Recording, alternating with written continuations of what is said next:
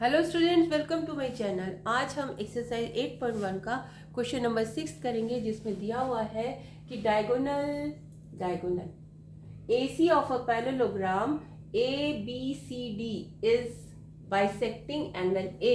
यानी ABCD parallelogram का जो डायगोनल AC है वो एंगल A को बाइसेक्ट कर रहा है, यानी इसको इक्वल टू पार्ट्स में डिवाइड कर रहा है। बाइसेक्ट का मतलब इक्वल टू पार्ट्स में डिवाइड करना।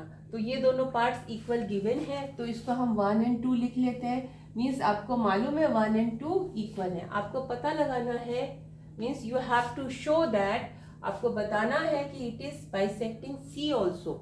ये C को भी बाइसेक्ट कर रहा है, means this part is equal to this part. तो इसमें आप नाम लिख लीजिए 3 और 4। यानी आपको बताना है कि एंगल 3 और एंगल 4 भी इक्वल है। तो सबसे पहले हम लिखते हैं गिवन।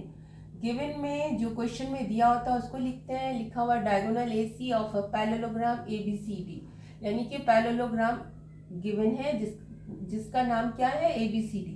आप लिखेंगे ABCD इज अ पैरेललोग्राम। और क्या गिवन है? और गिवन है जो AC है वो बाइसेक्ट करती है किसको? Bisects angle A।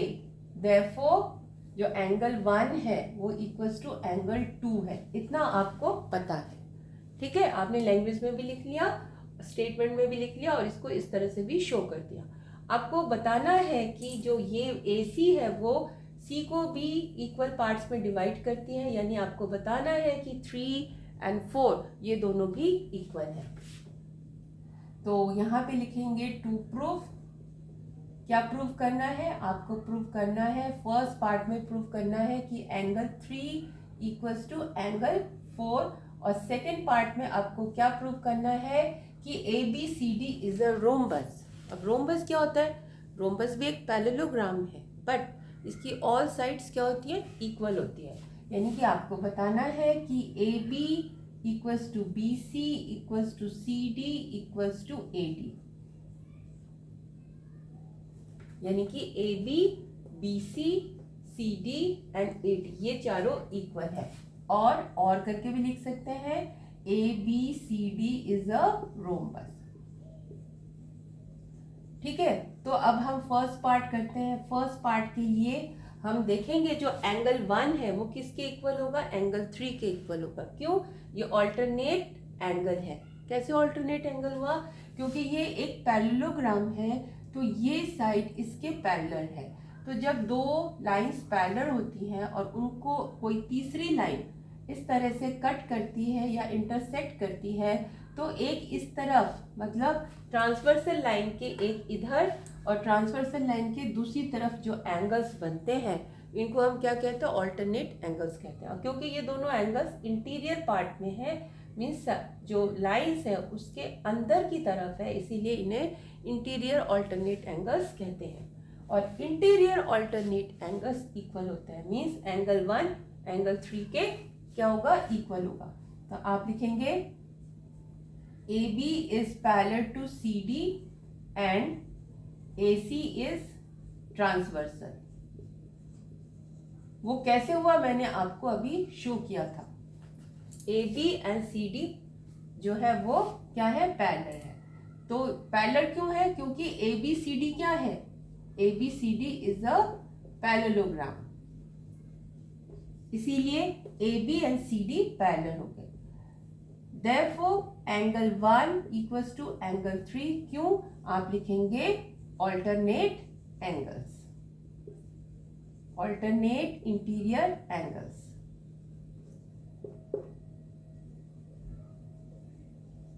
डन। अब इसी तरह से ये वाला जो एंगल 2 है वो किसके इक्वल होगा? एंगल 4 के। क्यों? क्योंकि जो 2 है वो AD और BC, इस तरह से आप दो लाइंस कंसीडर करिए। ये भी दोनों पैरेलल हैं और इनको ये वाली ट्रांसवर्सल लाइन मिला रही है।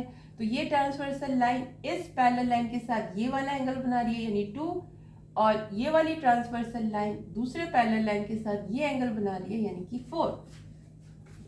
तो आप लिखेंगे, पहले पैरेलल लाइंस लिख दीजिए। Similarly, AD is parallel to BC and AC is transversal. Therefore, angle 2 will be equal to angle 4.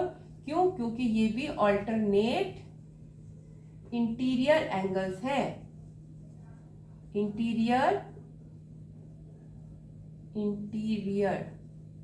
Angles हैं।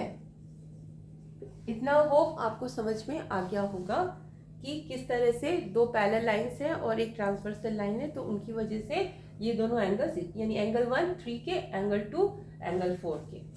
अब एंगल 1 एंड 2 इक्वल है, तो since angle 1 and angle 2 equal है, कैसे पता? ये गिवन है।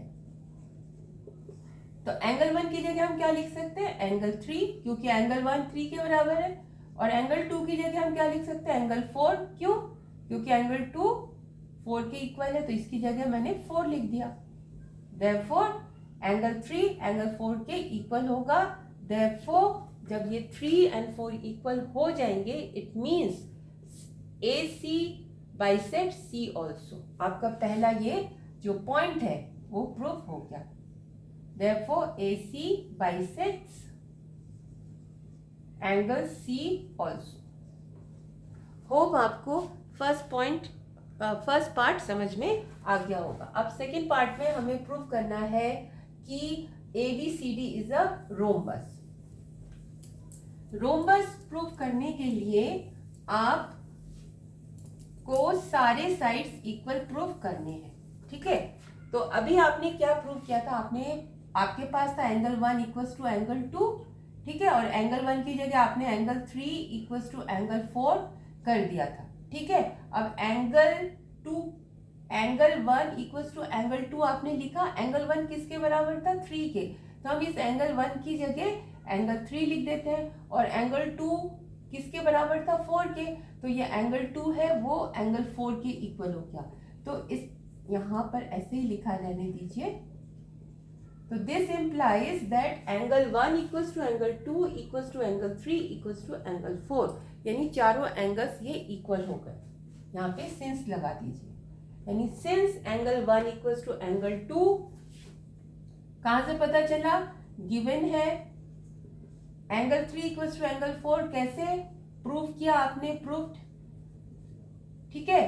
तो फिर उसके बाद क्लियरली लिख देती हूँ मैं, therefore angle 1 equals to angle 2 equals to angle 3 equals to angle 4। जिनको नहीं समझ में आया ये लाइन, उनके लिए एंगल 1 एंड 2 तो इक्वल है ही।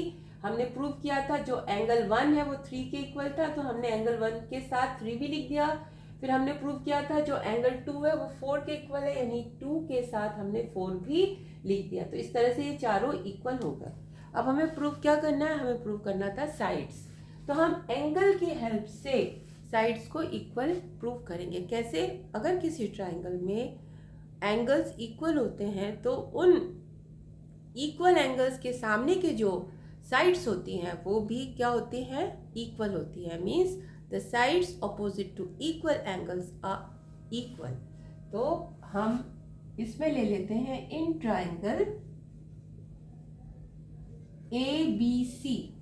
ABC में आपने क्या देखा कि एंगल 1 इक्वल्स टू एंगल 4। ये इक्वेशन 1 लिख लेते हैं, इसको इक्वेशन 2 लिख लेते हैं, इसको इक्वेशन 3 लिखते हैं। ये कहाँ से आया? ये आपने लिखा from equation 3। Angle 1 equals to angle 4 आ गया। अब 1 के सामने कौन है? ये वाली साइड यानी BC, और 4 के सामने कौन है? AB, यानी AB will be equal to BC। Therefore, AB equals to BC। क्यों? यहाँ पे लिखेंगे sides opposite to equal angles are equal, ठीक है? सिमिलरली इस ट्राइंगल में ले लेते हैं, आप लिखेंगे सिमिलरली इन ट्राइंगल। इस ट्राइंगल का नाम लिखिए ADC। इसमें एंगल 2 और एंगल 3 कहाँ से लेंगे? इसी में से एंगल 2 एंड 3 को ले लेंगे। Angle 2 equals to angle 3। यहाँ कैसे आया ये? From equation 3। एंगल 2 के सामने कौन सी साइड है? CD, यानी कि CD will be equal to angle 3 के सामने है AD। इसमें भी वही रीजन लिख देंगे, क्या? Sides opposite to equal angles are equal, means sides, हाँ, in a triangle sides opposite to equal angles are equal. तो ये रीजन मैं लिख नहीं रही हूँ यहाँ पर। अब आपके पास क्या आ गया है? आपके पास आ गया है AB इक्वल्स टू BC और CD इक्वल्स टू AD। ठीक है, ये दोनों आ गए हैं, लेकिन आपको तो सारे साइड्स इक्वल प्रूव करने हैं। तो अब आप देखिए AB equals to BC, but AB and ये दोनों भी इक्वल है, क्यों? But AB equals to CD, क्यों? ये है opposite sides of a parallelogram, opposite sides of a parallelogram. अब आप देखिए AB BC के बराबर है और AB CD के बराबर है, तो आप देयरफॉर लिखेंगे AB इक्वल्स टू BC और AB CD के बराबर है तो इक्वल्स टू CD, यानी AB BC के भी बराबर है और AB CD के भी बराबर है। ठीक है, यानी AB BC के भी बराबर है और AB CD के भी बराबर है। और यहाँ पर देखिए जो BC है वो किसके बराबर था? अपने ऑपोजिट साइड के, BC इक्वल्स टू AD। इन दोनों के लिए सेम रीजन आएगा, opposite sides of a parallelogram are equal. अब आप देखें यहाँ पे AB किसके बराबर था?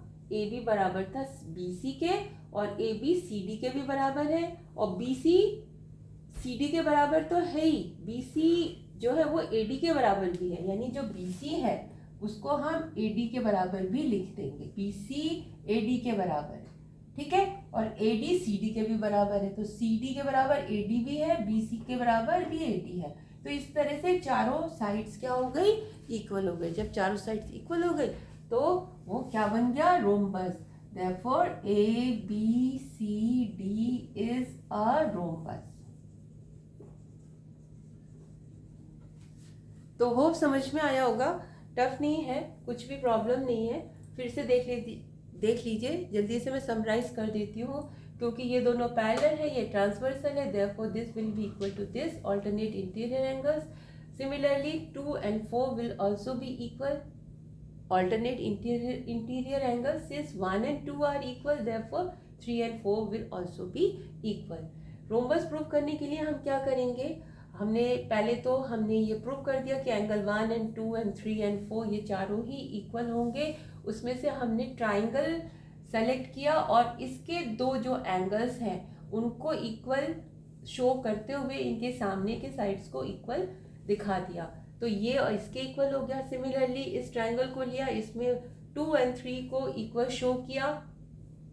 जो हमने चारों की एंगल्स को एक ही लाइन में लिखा था ना, angle 1 equals to angle 2 equals to angle 3 equals to angle 4, उनमें से हमने 2 को लिया, एंगल 2 and 3 को दिखाया। फिर हमने दिखाया कि ये और ये साइड्स भी इक्वल है। फिर हमने दिखाया कि AB जो है सिर्फ इसके इक्वल नहीं है, AB इसके भी इक्वल है, क्योंकि ये ऑपोजिट साइड्स है पैरेललोग्राम का, और BC जो है उसका ऑपोजिट साइड ये है, तो ये दोनों भी इक्वल है। तो इस तरह से चारों साइड्स इक्वल हमने प्रूव कर दी। होगा आपको समझ में आया होगा। अगर समझ में आया है तो प्लीज़ प्लीज़ प्लीज़ मेरे चैनल को सब्सक्राइब कीजिए, लाइक कीजिए और शेयर कीजिए। Thank you.